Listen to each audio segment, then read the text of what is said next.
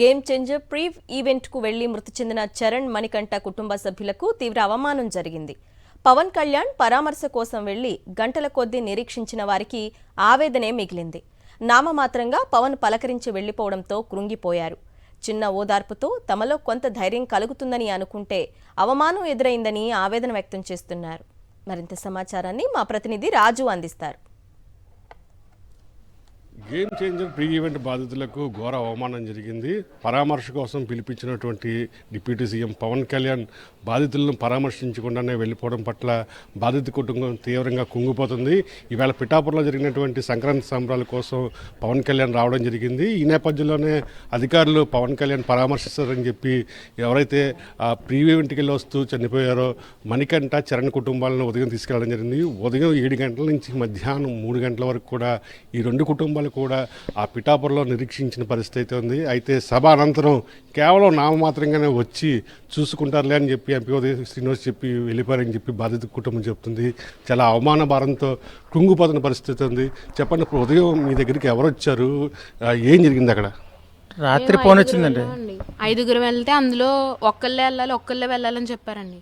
ఒక్కళ్ళే వెళ్ళలేమండి, మాకు ధైర్యం సరిపోవట్లేదు, మేము చెప్పలేమండి అంటే మా అక్క నేను వెళ్తే నన్ను ఒకదాన్ని పంపించారండి. మా అక్క కూడా అక్కడ ఉండిపోయిందండి. 7:30-8కి అక్కడికి చేరుకున్నాం. అక్కడికి చేరుకున్నాక ఒక్కళ్ళనే పంపించారండి. గేట్ దగ్గర నుంచి కూడా మాకు ఒక్కళ్ళే వెళ్ళాలి, ఇద్దరే వెళ్ళాలని చెప్పారు. వీఆర్ వాళ్ళు కూడా మాకు పంపించండి. మీటింగ్ జరిగింది, పవన్ కళ్యాణ్ వచ్చారు, మిమ్మల్ని పరామర్శించి కనీసం ఓదార్చారా? ఏమైనా మాట్లాడారు? మీరు చూసే ఉంటారండి న్యూస్లోని. స్టేజ్ మీద కూడా పవన్ కళ్యాణ్ సార్ ఏమీ చెప్పలేదండి. ఇలా ఈ ఇన్సిడెంట్ అయిందని ఏమీ చెప్పలేదు. మీతో మాట్లాడారా?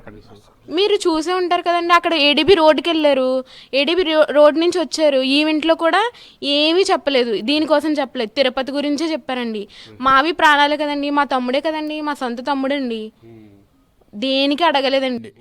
భోజనం ఏమీ లేదండి, ఇంకంతేండి. అలా కూర్చున్నామండి. చూసిన తర్వాత పవన్ కళ్యాణ్ గారి గురించి చూస్తున్నాం. చూసిన తర్వాత ఆయన వచ్చిన తర్వాత కనీసం ఏడీపీ రోడ్లో ఆగారు. ఆయన ఆగిన తర్వాత ఆ న్యూస్ మా దాకా వచ్చిందండి. ఏడీపీ రోడ్లో ఆగారు, ఇది పరిశీలిస్తున్నారు, ఇది అక్కడ పరిశీలిస్తున్నారు, చూశారు, వచ్చేస్తున్నారు అనేది చేశారు. అనుకున్న తర్వాత మేము ఎంతగానే ఎదురు చూస్తున్నామండి. ఆయన ఏదో చెప్తారు అనేసి స్టేజ్ మీద కేకేస్తారు. సానుభూతిగా పోనీ తండ్రిని అక్కల్ని కేకేస్తారు, పోనీ ఈ 10 మందిలోని సానుభూతి ప్రకటిస్తారు. ఇలా జరిగింది అనేసి అంటారని మేము ఎదురు చూస్తుంటే ఆయన ఎంతసేపు తిరుపతి గురించే మాట్లాడుతున్నారు. కానీ వాళ్ళ ప్రాణాలే కానీ ఇద్దరు కుర్రోళ్ళు కాదండి ప్రాణాలు. ఇలా కుర్రోళ్ళు చచ్చిపోయినా సరే స్పందించకపోతే ఇంక ప్రభుత్వం మనకి ఏం చేసినటువంటి లెక్క అసలు. అదండి, మేము డబ్బులు ఏమి ఇస్తారని అనుకుని వెళ్ళలేదు. కనీసం ఇక్కడికి వచ్చి పలకరిస్తారని చాలామంది మా జనంలో అనుకోవడం, ఫోన్లు రావడం ఎన్ని జరిగాయి. కానీ ఇక్కడ రాకుండా అక్కడికి రమ్మని కబురు పెట్టిన తర్వాత కూడా, అక్కడికి వెళ్ళిన తర్వాత కూడా మమ్మల్ని అవమానపరిచినట్టే కదండి. అదండి, అసలు మేము శుక్రవారం బయటికి వెళ్ళకూడదు, అసలు ఇవాళ ఇంకా మైళ్ళు ఉన్నట్టు లెక్క.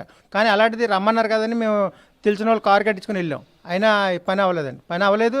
కానీ అతను ఎలా ఉన్నారని ముందు పలకరింపు లేదు, తర్వాత పలకరింపు లేదు, వెళ్ళిపోతున్నాడు అంతే. ఆయన అక్కడ చూసిన అతను ఇక్కడ మాట్లాడాలా లేదండి, అక్కడికి వచ్చేటప్పుడు ఇక్కడికి మర్చిపోతారా అండి?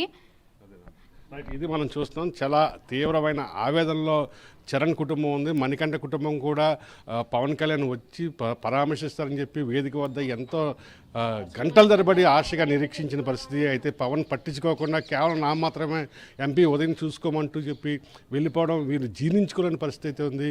ఇది ఒక అవమాన భారంగా అటు చరణ్ మణికంఠ కుటుంబాలు భావిస్తున్న పరిస్థితి కనిపిస్తుంది. జర్నలిస్ట్ వెంకటరామ్తో కలిసి కరస్పాండెంట్ రాజు, సాక్షి టీవీ, కాకినాడ నుండి.